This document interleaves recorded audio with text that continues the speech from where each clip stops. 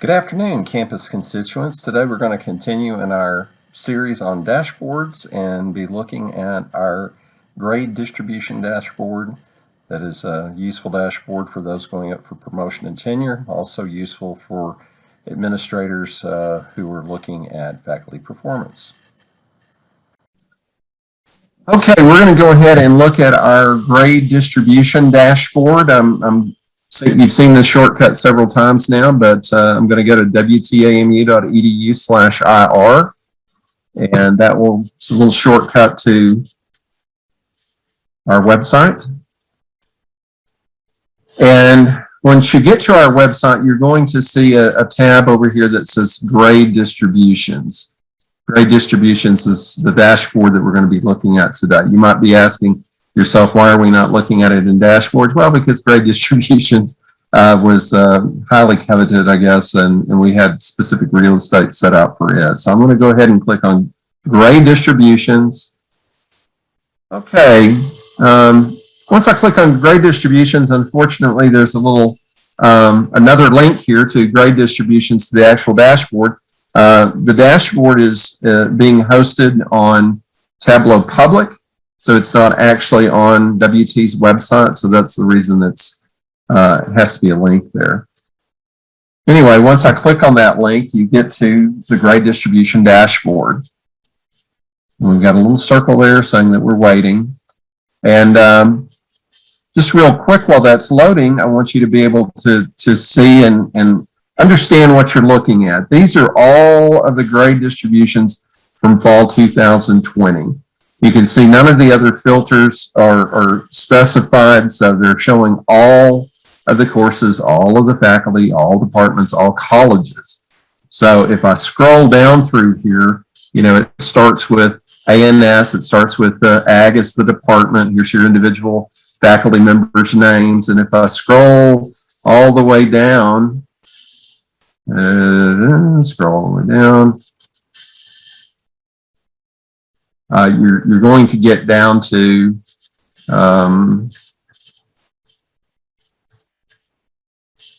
nursing and health sciences. You're going to get down to sports and exercise science, which would be the last in alphabetical order of the departments. Waiting for that to load.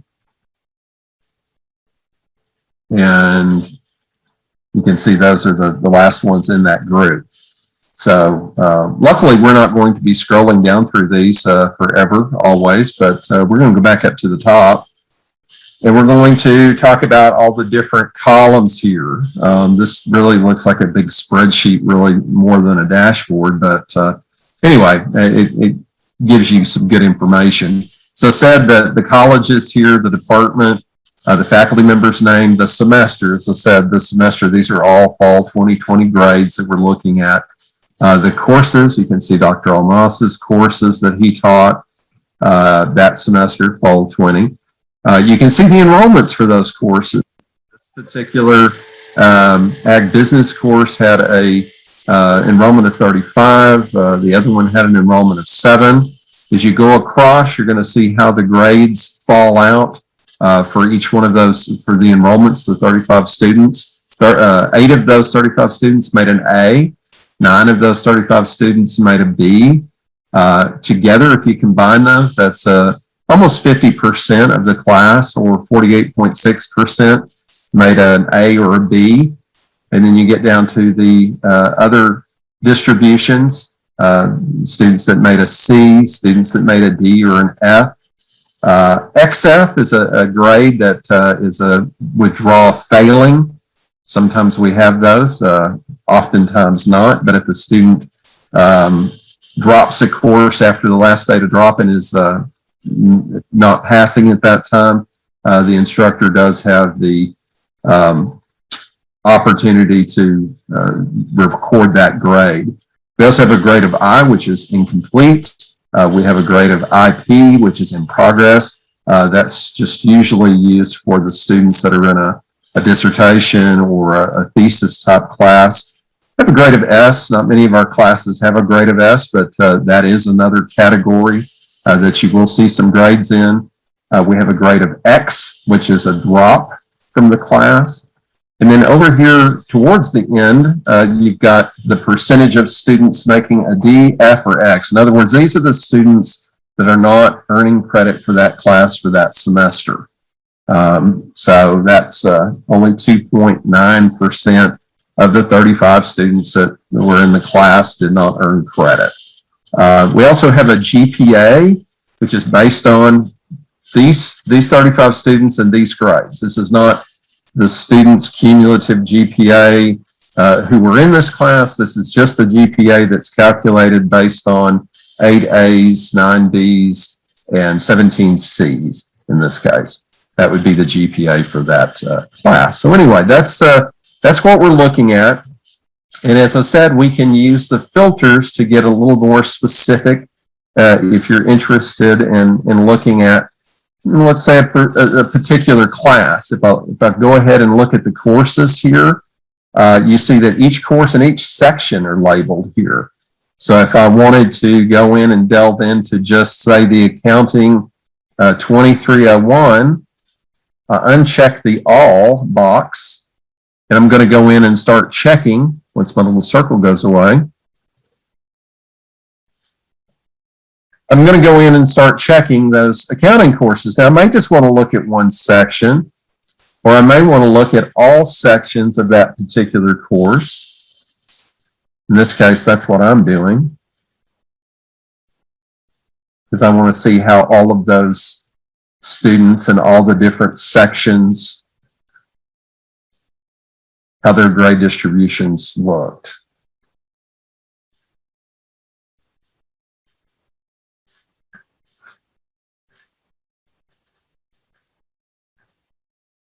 Okay, I've selected all of those. And if I click out of the filters, these are all of the sections of Accounting 2301 that were offered in the fall semester of 2020. Again, we can go down through these. Here are the enrollments. Here's how many people made an A. Here's how many people made a B, and so forth. So as a department head or direct supervisor, this might be good information for you to look at a particular course. I can also do this, if I wanted to do it for multiple semesters. We've got data going back to fall 2011. So if I check all here instead of fall 20, it's going to take those same courses, those same courses and same section numbers. I'm going to go back and make sure there aren't any additional section numbers that I need to pick up. I don't think there are. But that would be all of the Accounting 2301 courses and grade breakdowns for the last 10 years or so. That would be another way of looking at this. If I wanted to look at them for department instead of looking at them by the course, I'm just going to go ahead and select the all again. Sorry about these pauses.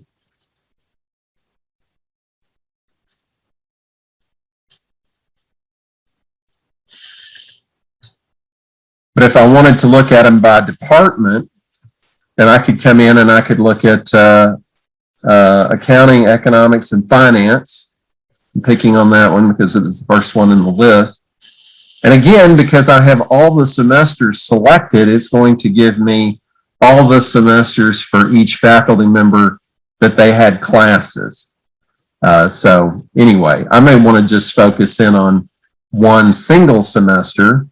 And so instead of checking the all, I'm going to go ahead and just select fall 2020. And that will regenerate the dashboard so that only the grade distributions and the courses from fall 2020 for the Department of Accounting, Economics, and Finance are visible. And so, if you're a department head or direct supervisor, that would be one way of perhaps parsing out and looking at that information. If I wanted to look at it by college, again, make sure that you don't do something where you're looking at a department in a college that doesn't exist, like A&S. A&S doesn't have accounting, economics, and finance. So if I make that choice, you're going to get a big blank. So be aware of that when you're looking at these, and make sure that if you're wanting to hone in on a single department, you use that appropriately. If you want to look at a specific college, that you don't have a department check that's not in the college you're looking at. I have changed that so that all the departments will show up, but I am only looking at ag and natural sciences. So if you scroll down, and this is fall 2020 data, if I scroll down, you're going to see all the ag folks first, because it's in alphabetical order, followed by chemistry and physics, followed by our folks in life, earth, and environmental science. So that would be another way of looking at it. So you can see this would be very helpful for an administrator who's trying to look at course grades across their department or their college to see how students are doing in particular classes. The other thing that you'll notice is that you can actually sort this by faculty member name, and this is very beneficial if you are a faculty member that's going up for promotion and tenure. One of the requirements for your portfolio is to provide grade distributions. So again, we'll do this by selecting a individual faculty member's name. Don't want to pick on somebody too much. Actually, I'll just pick on Dr. Anderson. Since she's administration, we'll do that. May not be a good choice, I don't know. You notice that I picked Dr. Anderson's name and I've got fall 20 listed, and I don't have anything over here. That means that she didn't teach a class in fall 20. So I'm going to go back and I'm going to select all years. And when I do that, then I'm going to have data. There's going to be data in this window. And these are all of the different courses that Dr. Anderson has taught from fall 2011 through fall 2020. Okay, let's say that Dr. Anderson was going up for tenure and promotion and she wanted to make this part of her portfolio. Again, whether you're a faculty member or an administrator, whenever you select your filters as you want them, you can always download this information in multiple formats. The format that I'm going to use for Dr. Anderson's grade distributions for part of her portfolio is the good old PDF. And I'm going to do a PDF. You can play with this. I'm going to go ahead and say landscape because this is a rather wide dashboard. And I'm not sure that the portrait, if the entire span of grades would show up. So I'm going to go ahead and say landscape for my orientation, and then I'm going to say download.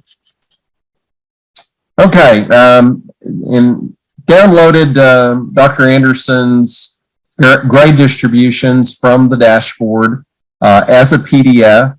I did have to play with the settings a little bit. I actually moved this down to a 60% scaling, so that it would all appear on one page and it wouldn't wrap the grades, after a certain length, like the Fs or the XFs, wrap those to a different page. I did adjust the scaling so that they would all appear on a single page. So you may have to kind of play with that depending on how many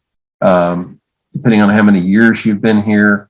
Or how many semesters that you taught. You may have to kind of play with that to get it to fit, but it does work well. You can also download this in other formats that aren't nearly as particular.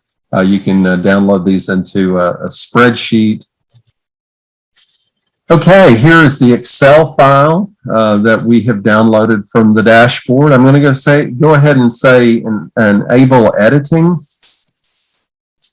Click on that and it will open up all the way so that I've got all the information again from the dashboard, all the way from the college to the GPA, which is what I want to see. Of course, you have a lot more control in this environment than you would in a PDF, sort of at the mercy of the PDF generator when you're in that environment. But as I said, there's a number of different formats you can download this into. So anyway, I'm not going to save that. So anyway, that is our grade distribution dashboard. I hope you have found this useful. Hope you found the tour of our grade distribution dashboard helpful, and I hope you'll join us here again when we talk about other dashboards that we have available here on campus.